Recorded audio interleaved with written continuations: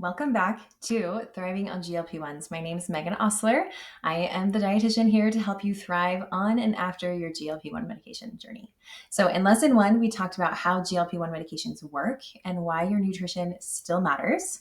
Today, we're focusing on one of the nutrients that we highlighted last week, and that's protein. Protein is something that is quietly supporting every part of your body. And we're going to learn why it's vital during this treatment, how it protects not just your muscles, like we discussed last week, but also your hormones, immunity, metabolism, and how you're going to meet your needs even when your appetite might be lacking. So think of this lesson as the foundation for strength, steady energy, and long-term success, whether you decide to stay on the medication or wean and transition off. So we are on lesson 2, like I mentioned, but we have a whole lot more coming. So stay tuned through this 12-week course as we dig deeper into certain nutrients, as well as mindset shifts, how to manage symptoms, and eventually how to transition off. Okay, what we're going to cover today is what protein is exactly. What is it? How does it work in our body? Why does it matter now and later? How much do I actually need? Which is a very common question that I get. And how to meet my goals when I just don't feel like eating protein. All right, so protein isn't just something that's found in meat and shakes. It's not just muscle. It's the working material that keeps our bodies running. Proteins are made up of amino acids. Amino acids are the building blocks of life. Your body uses them to create everything that keeps you alive and feeling well, from muscle fibers and immune cells to hormones, neurotransmitters, enzymes. Amino acids are kind of like the letters that your body uses in its alphabet. So it combines them to form words, which would be your proteins, and then combines more of those proteins, those words, to create sentences, which might be the enzymes and the hormones that are communication and function throughout your body. And then those sentences might come together to create tissues and organs, right? Eventually, the overall novel, which is your whole body. There are 20 amino acids in total, 9 of which are essential, which means that we have to get them from food. Our body can't make them. And when we eat protein, what we're doing is we are breaking down that protein into amino acids and replenishing what's called our amino acid pool. So this is the reserves that our body draws from to repair, to rebuild.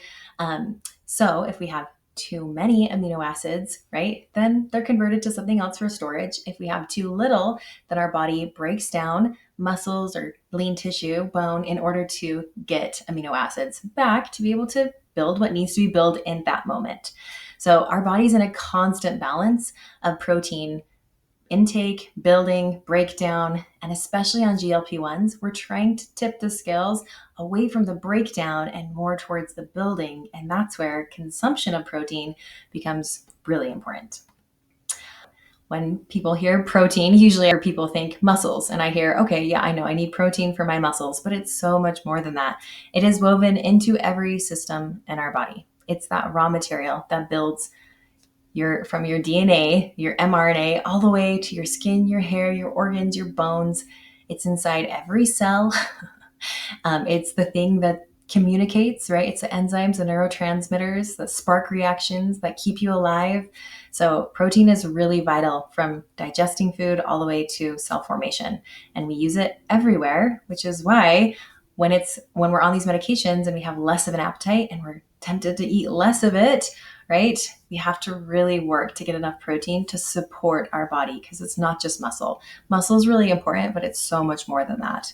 It's every tissue, every organ, enzyme, neurotransmitter. Why protein matters, right? So GLP medications work partly by reducing your appetite and slowing your digestion, which are really powerful tools for weight loss. But research shows that sometimes that weight loss and that calorie deficit comes at the expense of lean mass. So some research has shown that on average, about 1/4 of the weight loss that you might be losing is coming from lean muscle. If lifestyle interventions are not happening, right? If protein intake isn't adequate, if we're not doing resistance training. So it matters because muscle is metabolically active. It burns more calories at rest. It stabilizes blood sugar. It helps to store extra fuel. It gives you strength and stamina. Adequate protein helps to preserve that lean mass, meaning more of the weight you lose is from fat, not the tissue that you want to keep. So this is why protein isn't just another macronutrient. It's really your partner when it comes to sustainable, healthy weight loss. All right, so your body is in a constant state of balance between building and breaking down. On one side, we have muscle protein synthesis. This is like adding bricks to your wall, right? This is our body building things. Every time we eat protein, your body breaks it down into amino acids, and then those go straight to our amino acid pool or your supply closet for repair and building. And on the other side, we have muscle protein breakdown. If you're not having enough amino acids, your body removes those bricks in order to build the walls somewhere else that it needs more right then.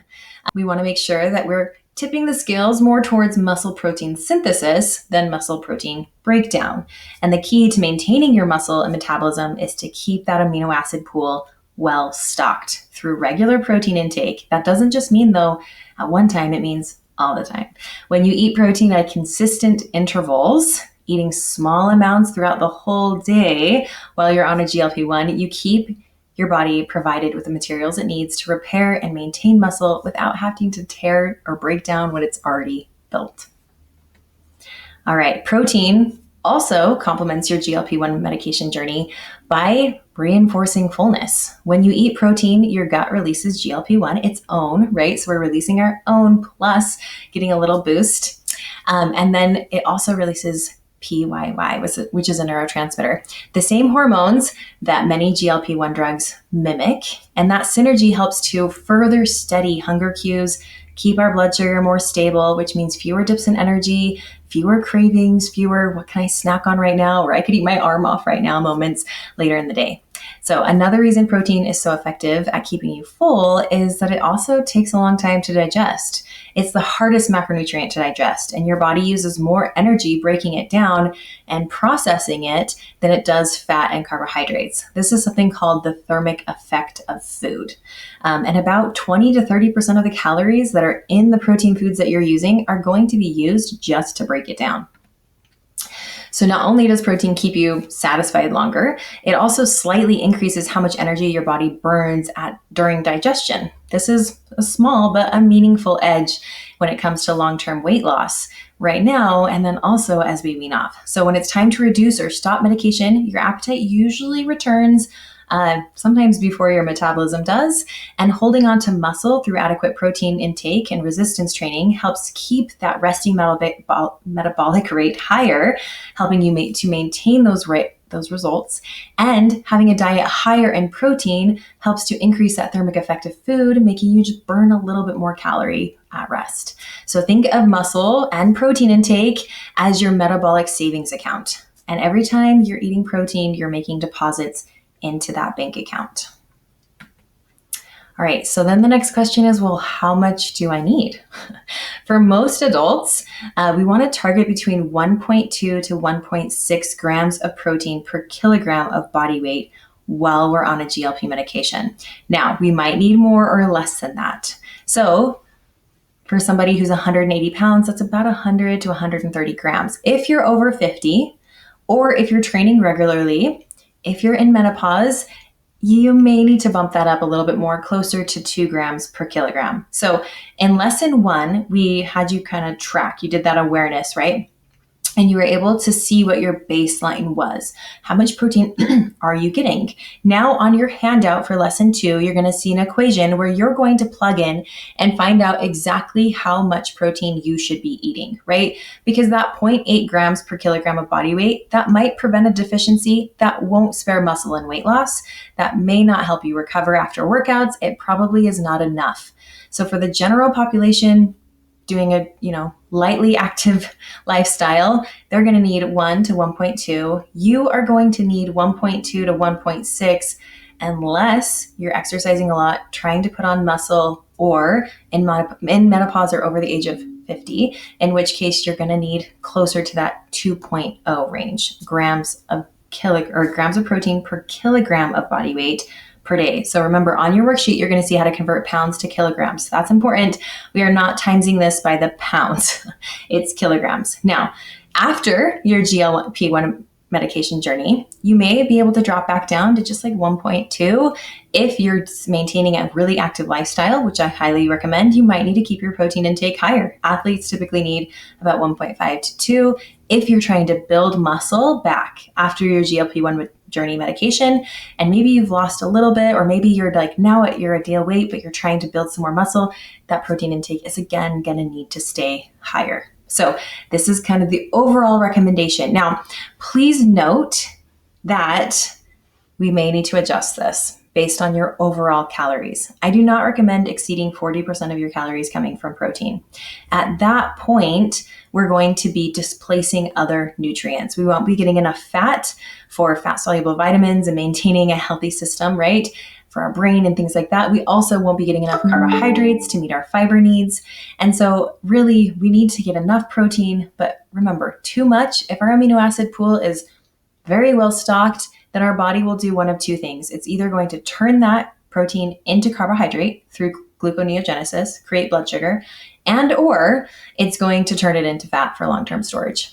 So it will be turned into energy. So we really don't need excessive amount. We need the right amount, but again, we may have to adjust this. If after timesing your body weight in kilogram by this range and your appetite's really low, your calorie intake isn't as high, adjust it to 40% and no more so that we don't displace other nutrients and miss out on the micronutrients and the phytonutrients that those sources of fat and carbs are providing.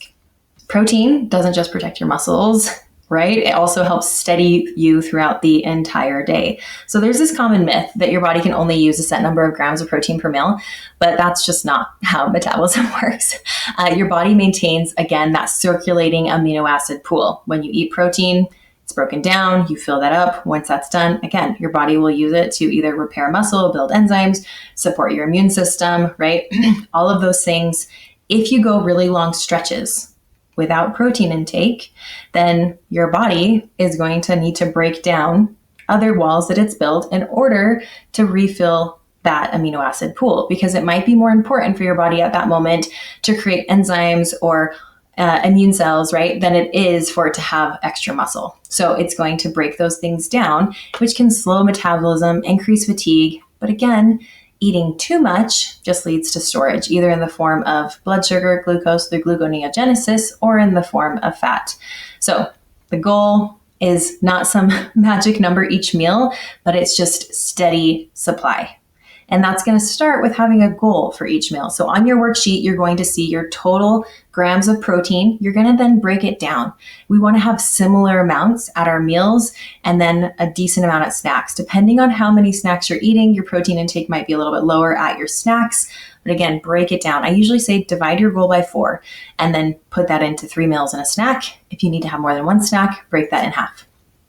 This is going to help you feel more energized throughout the day. It's going to keep everything steady, not just your amino acid steady. It's also going to keep your blood sugar steady, your craving steady, your hunger steady, your focus, your mood. Everything is going to feel more steady. You're less likely to have those hunger spikes, those late days crashes, because you're more balanced. So again, protein throughout the day, not just a lot of protein at one sitting. And this has been really well established in the research that this is far more effective for metabolic health and overall health to have protein spread throughout the day. So now that you know why the consistency matters, let's look at what that might look like. Again, you don't need to eat massive portions in one meal. We just need to spread it evenly throughout the day. So that might look like including a Greek yogurt or a cup of cottage cheese that's going to add, 20-ish grams of protein at breakfast. It might mean making sure that there's at least 3 ounces of chicken or fish for 25 grams at lunch. It might mean including a bunch of different types of plant-based proteins like lentils into dinner to help bump up that protein intake. So spreading throughout the day, getting lots of variety of sources can be really helpful. For those really low appetite days, we're going to try to lean more into liquids. Now, on the really high appetite days, you're going to lean more into solid sources of protein. So if you take your medication and 5 days, you're doing good, and then that last 1 to 2 days before your next shot, your appetite starts revving back up again, we're going to shift back into more solid sources of protein. This is going to, again, help keep our amino acids steady and everything like that, but it's also going to take longer to digest and not be absorbed as quickly and help with that appetite. So if your appetite's low, think liquid. If your appetite is high, think solid when it comes to protein sources. And we have a quick reference guide of 50 easy ways to add protein in the resources. All right, so if you haven't already done it, download handout 2, start working through. Identify how much protein you need. How are you going to break that into your meals and snacks? And then what is your goal? How are you going to work that in? Is there an area that needs some work? Based on your tracking from week 1, did you notice any meal that was really low? Did you notice that your snacks weren't quite high enough? How did it compare to your new goal now that we have specific grams as a goal? So I want you to start tracking that for at least 3 days, see where we want to add in, and then track how you're feeling. How does this impact your energy? Are you having less cravings? Are you recovering better from your workouts? Okay. And then next time, we're going to look at another crucial piece of the puzzle, which is fiber and hydration, and do a little bit more of a deep dive into digestion, gut health, and how to maintain energy while on GLP-1 therapy. Remember, you're not just eating less, you're learning to nourish intentionally. We'll see you in lesson 3.